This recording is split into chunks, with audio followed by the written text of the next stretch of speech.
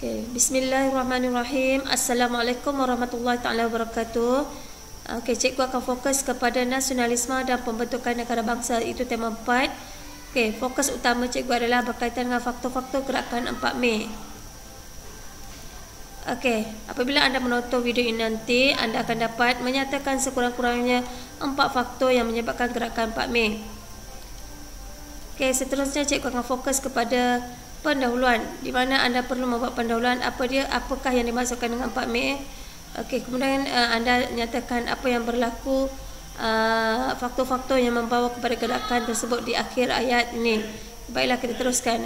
Gerakan 4 Mei merujuk kepada demonstrasi yang dilancarkan oleh pelajar-pelajar Universiti Peking pada 4 Mei 1919. Gerakan ini merupakan kebangkitan nasionalisme rakyat Cina terhadap kegiatan imperialisme yang ditekankan ke atas mereka. Gerakan ini merupakan sebahagian daripada gerakan intelektual yang berlaku antara tahun 1917 hingga 1923. Kemunculan gerakan 4 Mei ini disebabkan oleh perasaan tidak puas hati terhadap keputusan perjanjian Versailles yang memihak kepada Jepun. Berikut adalah antara faktor-faktor yang membawa kepada gerakan 4 Mei, iaitu anda boleh pilih ya, 4 saja untuk menjawab soalan. Okay, yang pertama, ketidakstabilan politik. Yang kedua, kemunculan golongan saudagar. Yang ketiga, kemunculan golongan saudagar dan pekerja. Yang ketiga, berkaitan dengan perkembangan intelektual. Yang keempat, perkembangan ideologi Karl Marx. Kelima, peristiwa luar negeri. Keenam, pengambilan wilayah Shantung oleh Jerman. Dan yang terakhir, tuntutan 21 perkara. Okay, anda boleh pilih ya. Tapi ingat, kalau soalan berkaitan dengan sejauh manakah atau bincang dekat belakang, anda perlu ikut apa kehendak soalan ya. Okey, baiklah. Okey, kemudian yang pertama ya, cikgu akan terangkan tentang isi atau fakta ya. Okey, isi ya berkaitan dengan faktor ketidakstabilan politik. Keadaan politik yang tidak stabil di China berlaku selepas kerajaan Manchu digulingkan. Keadaan ini menimbulkan perselisihan faham dalam kalangan pemimpin-pemimpin di China yang menyebabkan mereka tidak dapat membentuk sebuah kerajaan yang kukuh. Malah mereka juga gagal mengatur program-program bagi membangunkan negara yang mundur. Dalam pada itu, perselisihan faham antara Presiden Yuan Shikai dengan Dr. Sun Yat-sen memburukkan keadaan politik di China. Keadaan politik semakin meruncing apabila muncul zaman kehulu balangan selepas kematian Yuan Shikai. Okey, penegasan ya. Pergolakan politik menyebabkan rakyat tidak berpuas hati dan kehilangan kepercayaan terhadap kerajaan China pada ketika itu.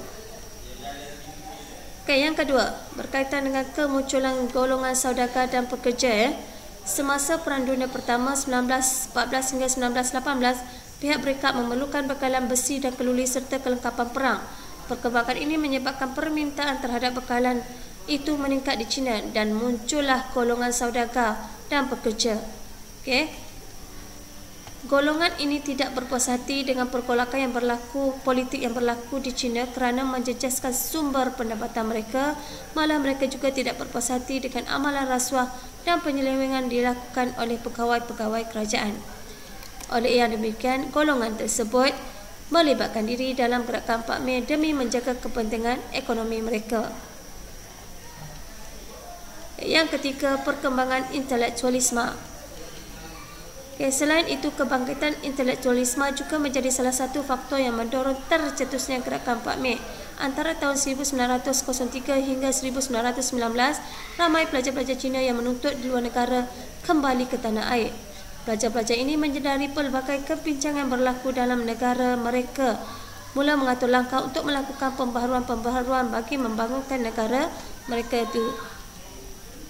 Antara pelajar yang memegang peranan dalam kebangkitan intelektualisme di China ialah Chen Tuxui, Tsai, Yuan Pei dan Hu Shi.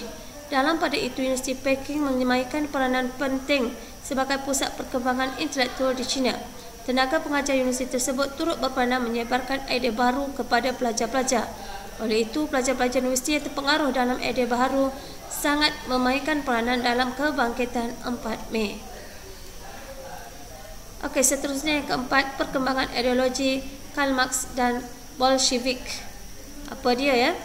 Di samping itu, ideologi Karl Marx dan Bolshevik juga memainkan peranan penting dalam gerakan 4 Mei.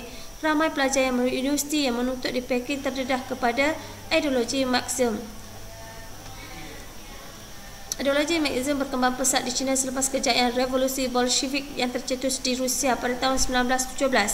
Kaki tangan Universiti Peking seperti Chen Tuoshui, Li Tachao dan Mao Zedong turut terpengaruh dengan ideologi Marxisme, menubuhkan beberapa buah persatuan untuk menjabarkan ideologi tersebut.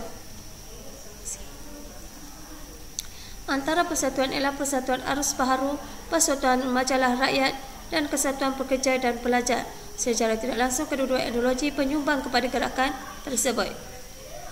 Yang kelima, peristiwa luar negeri. Peristiwa yang berlaku di negara asing turut memberi inspirasi kepada golongan nasionalis di China. Antara peristiwa penting yang memberi kesan mendalam ialah revolusi Bolshevik yang berlaku di Rusia pada tahun 1917. Kejayaan Bolshevik menggulingkan kerajaan Tsar dan membentuk sebuah kerajaan yang moden menjadi perangsang kepada golongan nasionalis di China. Selain itu, revolusi sosial tercetus di Finland, Jerman, Australia dan Hungary turut mempengaruhi pencetusan gerakan 4 Mei. Peristiwa-peristiwa yang berlaku di dua negara ini telah dikatakan memberi perangsang kepada rakyat China melancarkan gerakan 4 Mei. Okey, yang keenam, pengambilan wilayah Shandong oleh Jepun. Peristiwa pengambilan wilayah Shandong oleh Jepun pada tahun 1915 merupakan salah satu faktor yang menyebabkan tercetusnya gerakan 4 Mei. Semasa Perang Dunia Pertama, Jepun bertindak menguasai wilayah Shandong daripada Jerman.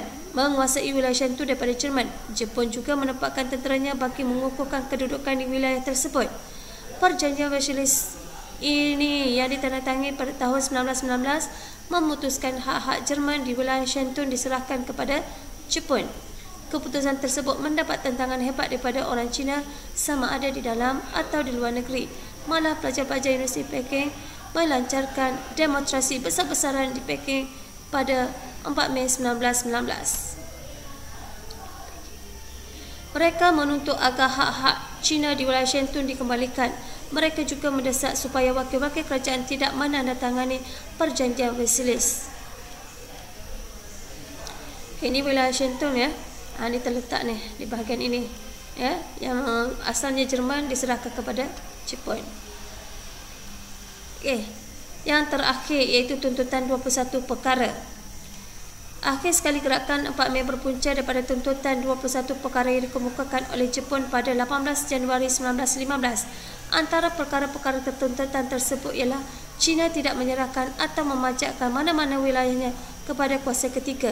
China dikehendaki melantik penasihat-penasihat Jepun dalam bidang keuangan, ketenteraan dan pasukan polis, serta China harus menerima keputusan yang dicapai oleh Jepun dengan Jerman berhubung dengan hak-hak Jerman di wilayah Shandong.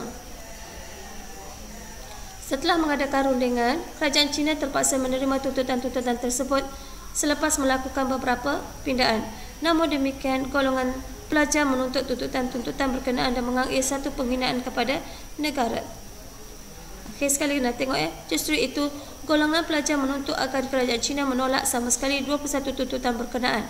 Mereka mendesak agar kerajaan China menjatuhkan hukuman kepada 3 orang ahli politik pro-Jepun yang bertanggungjawab bagi penerimaan tuntutan-tuntutan oleh China. Okey, baiklah. Sebagai kesimpulan ya. Pada April 1919, persidangan Versailles membuat keputusan agar wilayah Shandong diserahkan kepada Jepun dan keputusan tersebut menimbulkan rasa tidak puas hati dalam kalangan radikal dalam masyarakat China. Demonstrasi serta pemulauan yang dilakukan oleh saudara-saudara telah melumpuhkan ekonomi China. Malah tindakan golongan pelajar melancarkan gerakan 4 Mei membuktikan bahawa mereka bertindak mempertahankan kedaulatan China daripada pencabulan kuasa asing secara tidak langsung. Lahirnya semangat kebangsaan di China. Okey, sumber rujukan cikgu ya. Ni ada 5 sumber rujukan. Anda boleh membuat rujukan ini. Okey, sekian, terima kasih. Jangan lupa kongsikan ilmu ini agar beroleh kejayaan dalam STPN nanti, insya-Allah. Semoga ilmu yang disampaikan adalah ilmu yang bermanfaat. Jangan lupa subscribe, tekan loceng, like untuk mendapat video yang cikgu akan datang. Okey, wabillahi taufik wa hidayah. Wassalamualaikum warahmatullahi wabarakatuh. Okey, bye bye.